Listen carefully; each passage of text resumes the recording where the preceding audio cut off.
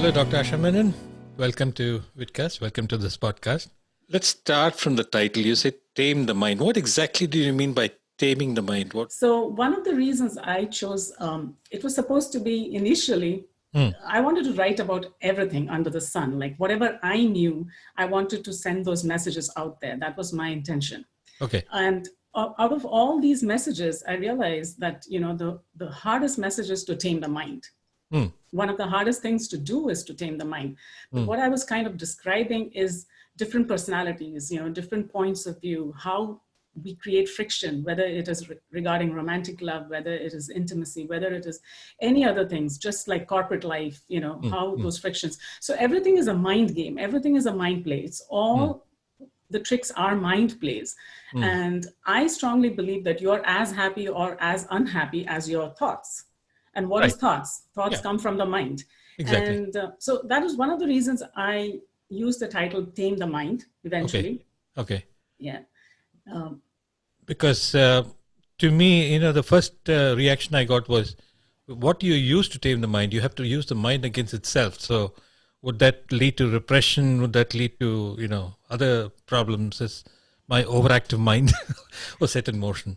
Right. So yes, I mean, what happens is if you are not aware of your thoughts, if you're not aware of what is happening is, like I was just giving an example, like somebody insults you or somebody doesn't respond properly. What happens? You can live with that insult for years and years, right? Right. But some people may live with it for a week.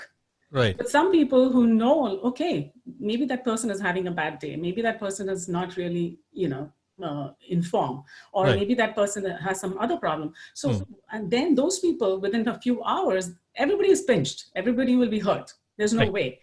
But the same thing, instead of, keeping it in your mind for years and years, yeah, he spoke to me like that, or she spoke to me like this, and keeping it, isn't it better that you can try and tame your mind somewhere so that at least within 2 hours, you're okay, you're done with it, you move on, realize that the other person comes with a different perspective. Right. Yeah.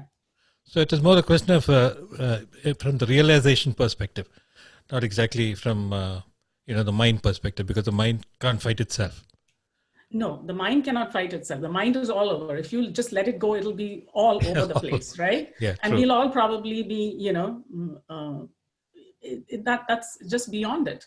Right. So the mind, that's how we are born. Our mind is like that because our mind, at least 60,000 thoughts we have. So yeah, so I think, it's important. And my stories are all, actually, I've tried to portray all my stories to revolve against perspectives, against how the mind thinks, again, around, I would say, around how the mind thinks. Why, like some of the stories, like if you look at the possessive husband, that story, why in that story, why does he suspects her all the time, right?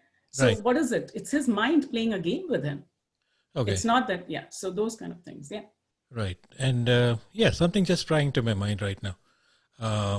So is that why sleep is so essential? So that you kind of, otherwise we'll all go nuts if you don't rest the mind? I think sleep is very essential. Sleep, at least for 7 to 8 hours, is extremely essential. Yeah. Right. I So think that it is. kind of disengages the mind from itself, I guess. Right. I mean, we're still having our dreams and stuff. Yes. The mind is still very active at the same time, but I think sleep is very, very, very important because that gives you rest, your body, your physical, your mental. Right. Absolutely. So I've heard of this REM sleep and things like that, whether there's a rapid eye movement. So even when a person dreams, actually the mind is still working, right? Absolutely. Right. Yeah. Okay. So you have various characters in your book, actually. Neil, Sonia, Sylvia, Mark. But you kind of focus more on Neil and Sylvia, at least in the back of your book, you talk about them. So are they your central characters, you would say? Or what would you think? Yeah, I think Neil is definitely, this book is written also to give men an understanding about how women think. It's Thank not you. just a... We need it.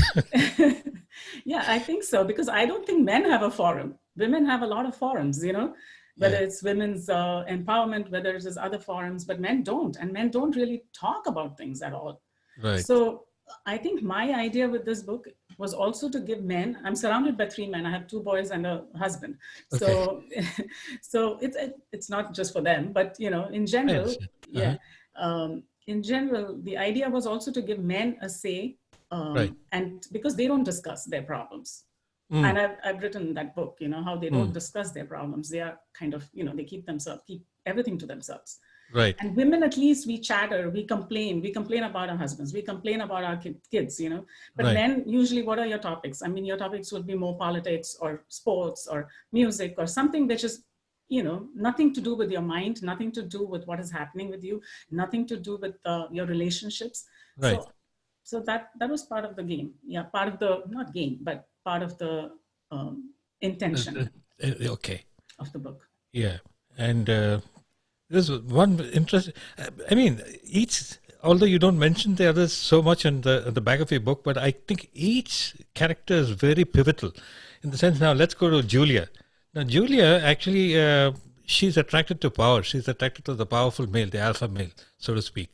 So is this a primordial urge of the female to mate with the strongest so that the species are, you get strong offspring? Is that the inherent female psyche? To a large extent, I think so, but again, to a large extent, yes, absolutely. To meet that kind of an alpha male or something like that. But then there are different kinds of men, which, if you remember, typically 3 types of men. Yeah. 3 classes of men, rather. Yeah, 3 classes of men, which I have described. So, what do women want? I think what they want basically is a decent person in their life, a decent person. That is very important. How people deal with you, or how that man deals with you, or give you be at the same level as the man, not to subjugate, not to dominate, those kind of things, and just to let the woman be herself. I think that is what women want, and I don't know if that is what women seek.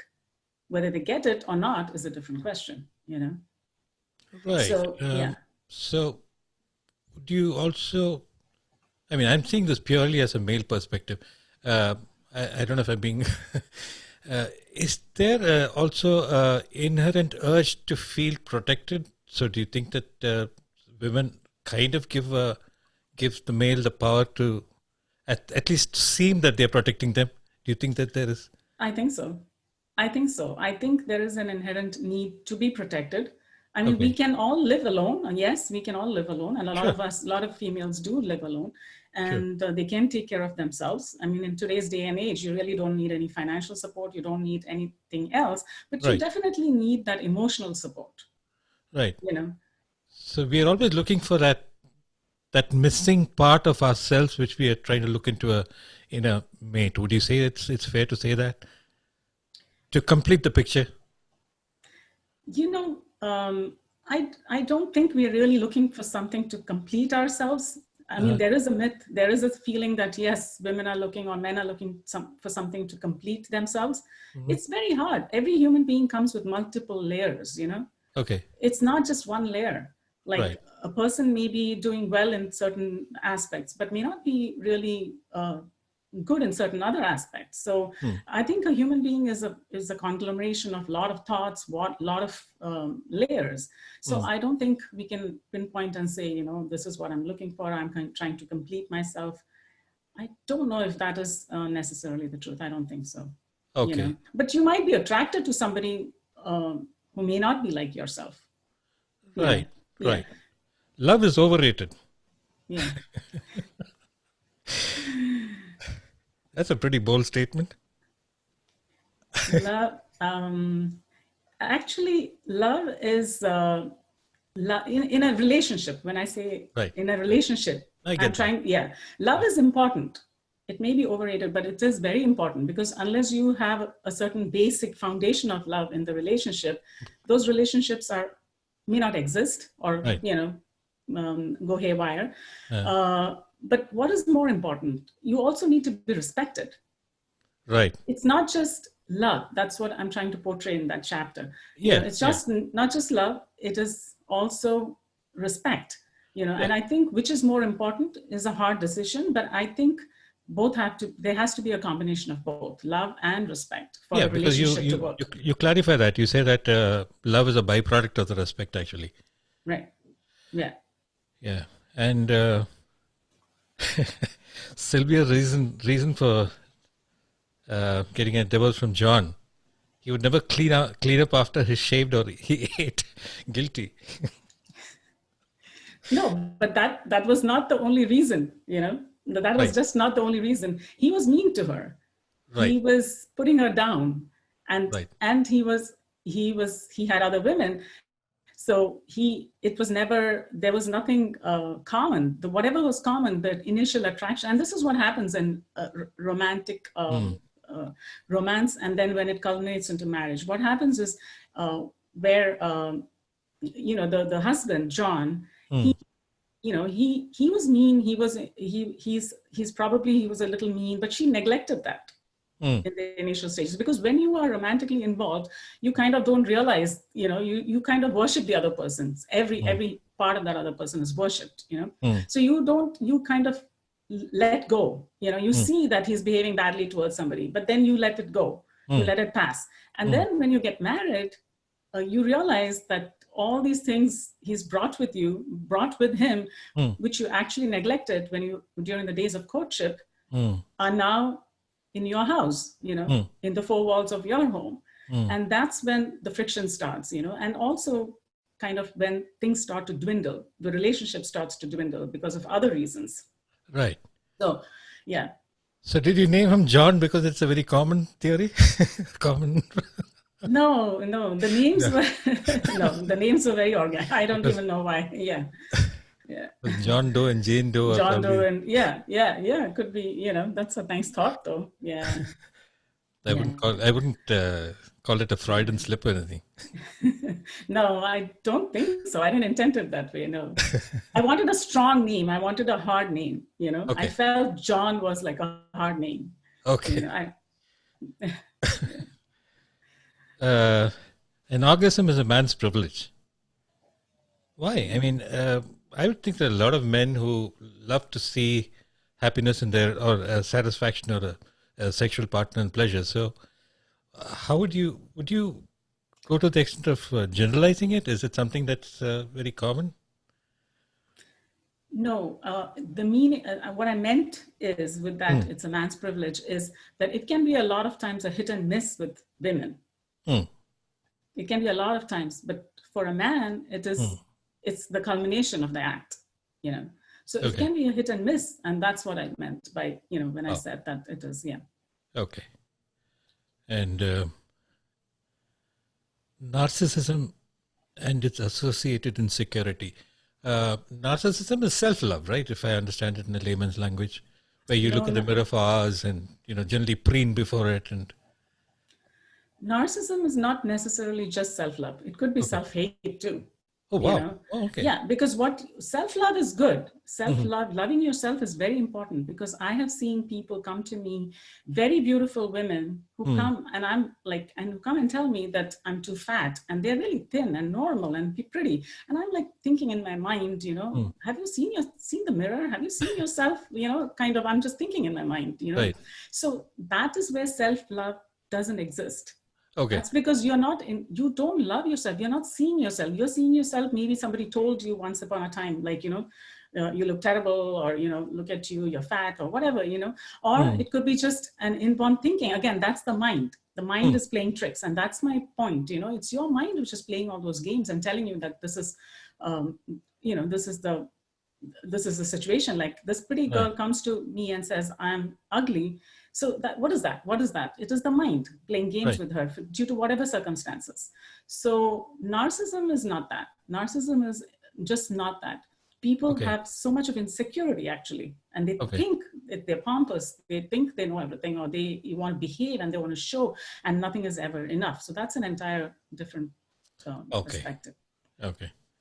And the Sonia, Neil, when they go for counseling,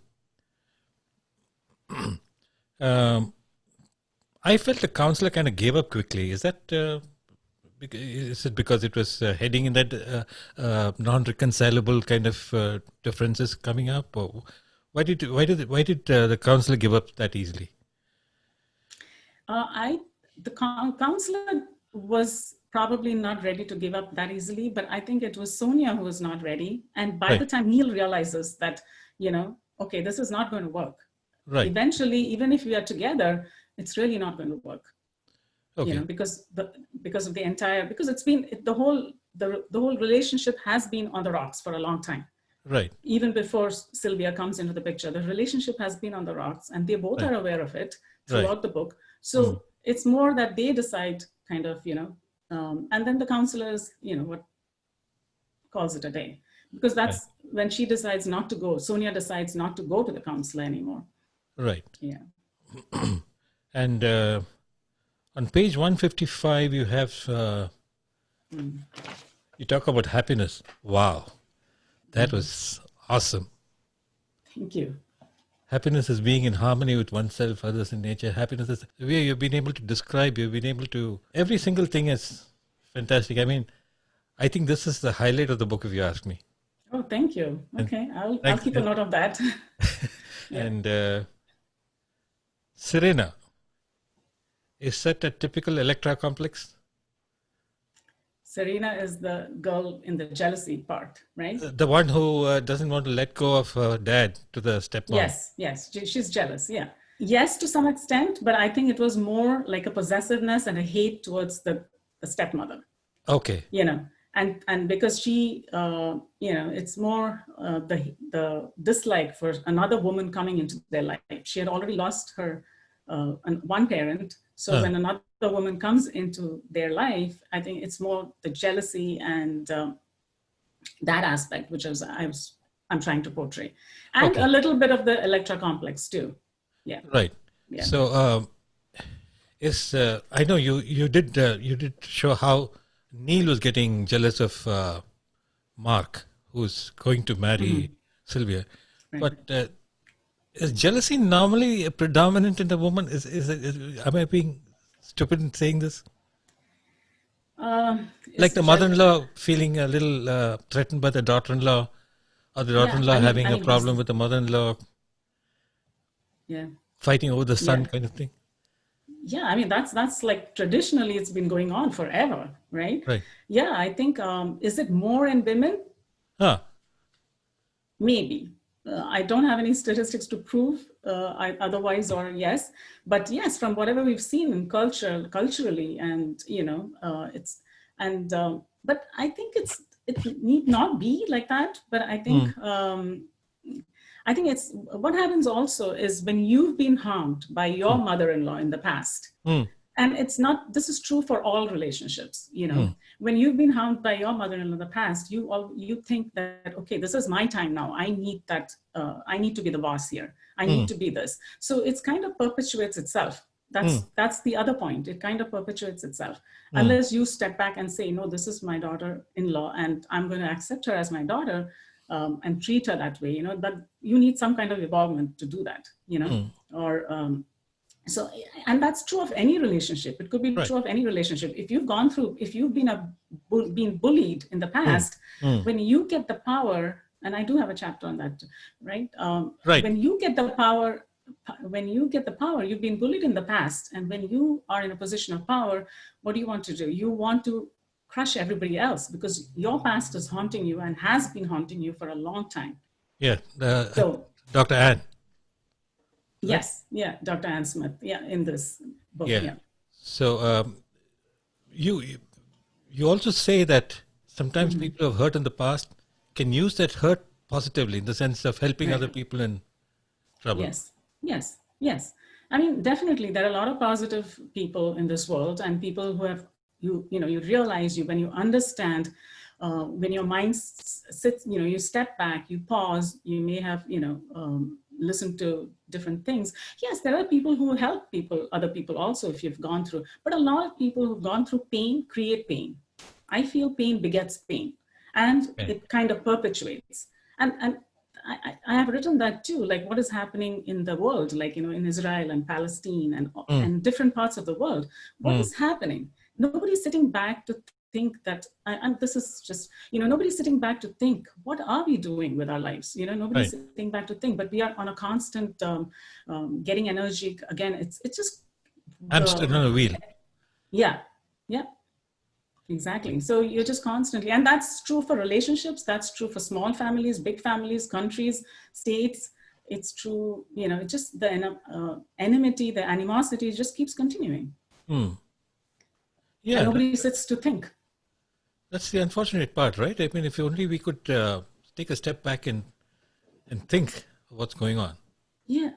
And then think, like, how futile is it? Like, eventually we're all going to die, but what are we fighting for so much? Exactly. I mean, I think, I've heard this ad nauseum, but this COVID business has really thrown a light on all this. The priorities have changed completely. I Absolutely. think people are less materialistic now is what I think. I don't know. Yeah, I think so too, because suddenly you realize that you really don't need a lot. And I wrote this book before COVID, and I'm trying to tell people, you really don't need a lot, hang in there, And for me, it was like also a self-realization through this book. It was not just meant for the people outside to read, it's also for me to understand and connect with my own self. Do you really need all these things? Like, how much do you need? What is it? Yeah, it was kind of my own realization. It also impacted me.